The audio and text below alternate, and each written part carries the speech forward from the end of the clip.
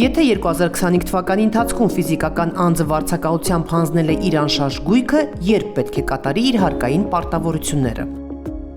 Հարգելի քաղաքացի, եթե 2025 թվականի ընթացքում մեկ այլ ֆիզիկական անձի հանձնել եք ձեր անշարժ գույքը վարձակալությամբ, ապա մինչև 2026 թվականի նոյեմբերի 1-ը պարտավոր եք ձեր ստացած եկամտի 10%-ի չափով վճարել հարկ։ Դրա համար անհրաժեշտ է ներկայացնել եկամտային հարկի հաշվարկ հայտարարագիր ֆիզիկական անձանց էլեկտրոնային ծառայությունների միասնական համակարգի միջոցով։ Հայտարարագրի 3-րդ բաժնի 7-րդ վարձավճար տողում անհրաժեշտ է լրացնել տարվա ընթացքում ստացված եկամտի հանրագումարը, որից հետո վճարման ենթակա գումարը կարտացոլվի ինքնաշխատ։ Իսկ եթե տարվա ընթացքում վարձավճարի ստացված հանրագումարը գերազանցում է 60 միլիոն դրամը, ապա այդ շեմը գերազանցող մասը անհրաժեշտ է լրացնել նույն բաժնի 8-րդ տողում, որի համար լրացուցիչ 10% եկամտային հարկ կհաշվարկվի։ Այս դեպքում ևս հարկը կարտացոլվի ինքնաշխատ։ Հարկը կարող եք վճարել ինչպես կանխիկ եղանակով, ցանկացած բանկում նշելով ձեր ՀՎՀ-ն, այնպես էլ անկանխիկ վճարային տերմինալներով